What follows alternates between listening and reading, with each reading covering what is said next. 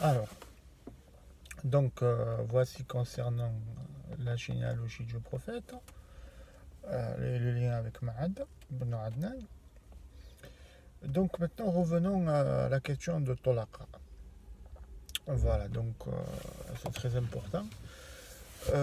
Bon, Tolaqa, je suis désolé pour expliquer ça, il faut que je rentre vraiment dans les détails, des détails qui blessent, d'accord? Mais on est là pour comprendre, hein, coûte que coûte. Euh, En fait, il faut comprendre que euh, à cette époque-là, à cette époque-là, quand il y a eu l'ouverture de la Mecque, il faut différencier le terme al-mu'minoun ou al-muslimoun. Parce que al-mu'minoun, c'est ceux qui ont cru à la révélation al-muhammadiyya, de la prophétie mohammadique, de la prophétie de Mohammed. Ça, c'est le mu'minoun. Ils ont amanou de, de, de, de, de la prophétie. Amma al-muslimoun, les musulmans, c'est ceux qui ont renoncé à l'association, qui ont cru, qui se sont soumis, dans ce terme, parce que bon, l'islam, ça ne veut pas dire soumis, mais c'est qui se sont soumis au Dieu unique, pardon, au monothéisme. Al-muslimoun, c'est ceux qui se sont, parce que Quraysh et tous les Arabes pensaient qu'il y avait Dieu l'unique et autour de lui, il avait associé cette affaire-là d'autres divinités avec lui. Mais quand ils sont devenus musulmans, c'est juste ils ont renoncé à l'association et ils ont adopté le monothéisme comme les deux autres religions, les chrétiens et les juifs. Mais parmi eux, y avait malgré ça, malgré qu'ils ont adopté l'islam, donc le Dieu unique, ils ne croyaient toujours pas que le prophète Mohammed était un prophète. Ils n'ont pas لم يؤمنوا بالدعوة de cette révélation, de cette lettre. Et ça semble un peu incongru ce que je vous dis, mais c'est comme ça, c'est vraiment comme ça que ça a été fait. Bon, notre histoire, et notamment l'histoire sunnite, elle embellit un peu toutes ces époques euh, de, de, de, de, de, d'islamisation, si j'ose dire, c'est pas le même, c'est pas, quand je dis islamisation, c'est pas dans le même étymologie d'aujourd'hui, l'islamisation de l'époque, des gens qui croyaient.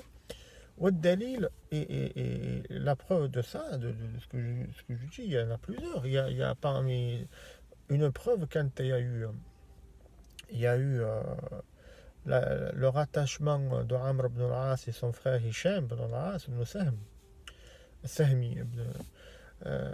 Et le prophète, il avait dit une phrase très importante et les gens, ils l'ont zappé en fait. J'ai vu pléthore d'explications, maintes explications sur ça, mais il n'y avait jamais une explication escomptée.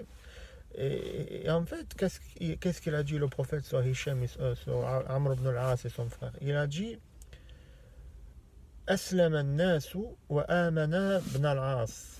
Les gens se sont soumis à l'islam, au Dieu unique, entre parenthèses, mais les fils de l'As, les deux, Amr et Hisham, amana, ils ont cru à moi, à ma révélation.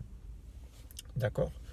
Donc, donc, donc c'était vraiment ça le contexte. Et même Fath al-A'dam, quand Al-Abbas il a voulu sauver la tête de Abu Sufyan, quand les armées du prophète de l'islam rentraient à la Mecque, il y avait la tribu de Sulaym, les Ansar et tout ça. Et quand il a vu tout ça, Abu Sufyan, il s'est étonné. Il a dit une phrase très révélatrice à l'Abbas. Il lui a dit قد بلغ ملك ابن أخيك قد بلغ ابن أخيك ملك عظيم. Le fils de ton frère, donc le prophète Mohammed, Al-Abbas étant l'oncle du prophète, a atteint un royaume majestueux. Abbas, il a regardé, il a dit Innama laysa huwa al-mulk, innama hiya an-nubuwwa. Ce n'est pas un royaume, mais c'est la prophétie, ya Abba Sufyan. Oh Abu Sufyan. Même à cette époque-là, Abu Sufyan ne pensait pas que le prophète était, Muhammad était vraiment un prophète. Ça, il faut vraiment le comprendre. Et de toute façon, tous les Omeyyades n'ont jamais pensé qu'il était vraiment un prophète, et à part la plupart des Omeyyades, à part Othman ibn Affan, mais les autres, ils pensaient vraiment pas que même à l'époque. Pourquoi? Parce qu'il y avait un gros derby, si j'ose dire, entre les Omeyyades et les Hachimi par rapport à la seigneurie de la Mecque et des Arabes. Donc pour eux, un prophète, s'il devait être, serait des Omeyyades, de Bani Umayya et non pas de Bani Hashim. Donc ils n'ont jamais vraiment cru. Et c'était le contexte quand Quraysh elle est venue à Médine, quand le prophète il leur a laissé la vie sauve. Et il n'y avait pas beaucoup de croyants. Ils sont venus déjà parce que c'était des marchands. On a expliqué Quraysh, la nature de Quraysh, la nature mercantile de Quraysh, parce que c'était des marchands, c'était pour profiter de la manne islamique. Et aussi parce qu'ils n'avaient pas le choix. Et aussi parce qu'en fait, ils voulaient récupérer, comme les Banu Hashim, c'est des Qurayshi, ils voulaient récupérer ce tsunami, là, cette récompense que une tribu parmi, un hay plutôt, une fard, c'est-à-dire une sous-tribu de Quraysh, avait la royauté, les Banu Hashim. Donc ils voulaient profiter de leur lien rahim, de leur lien familial. Voilà, ça il faut bien le comprendre, parce que et tout ce qui s'est passé après, il était dû à ça. Et il était dû à ça. Donc vous comprenez que quand on dit, quand il y a le hadith qui dit لم يعرف هذا الأمر إلا من هذا الحي من قريش. Quand le prophète il dit ça, il parle des Hashimites. Min harf, c'est-à-dire min en arabe, l'explication aussi, il veut dire min hada al-hay, parmi min Quraysh, min hada al-hay. Al-hay, c'est pas une tribu, c'est une sous-tribu. C'est-à-dire, il parlait des Hashimi, il parlait pas des Qurayshi. La royauté, elle est dans les Hashimi, elle n'est pas dans les Qurayshi. Donc après, dans le monde sunnite, on a extrapolé, on a modifié, on a fait tadlis pour que ça soit Quraysh.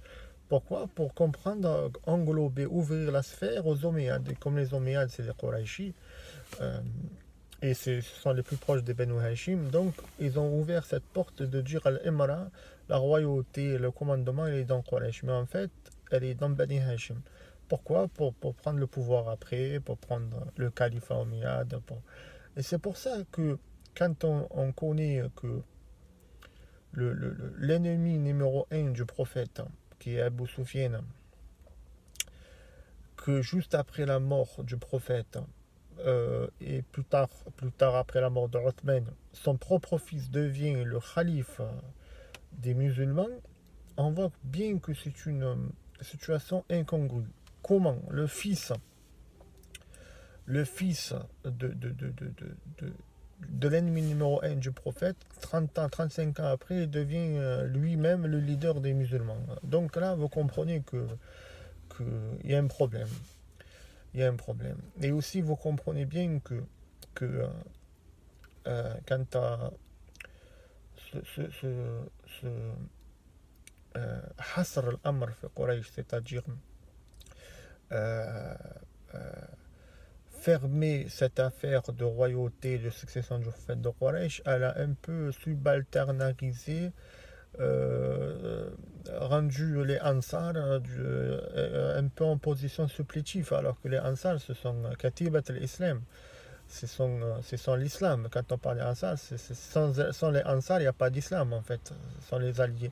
En fait, c'est à eux qui revient un peu l'acheminement de ce pouvoir. Parce que c'est pour ça, Saad ibn Ubada, le patron de Khazraj, Sayyid al-Khazraj, quand ils ont fait Saqifa, il avait dit à Abu Bakr, il lui avait dit Minna amir wa minkum amir. De vous faites un émir et de nous faites un émir. Pourquoi il avait dit ça? Parce qu'en nombre, les Ansar, c'était 80% des musulmans de Médine, donc ils étaient beaucoup plus nombreux. Et c'est à eux qui revient un peu la suite de cette histoire. Donc, du moins qu'ils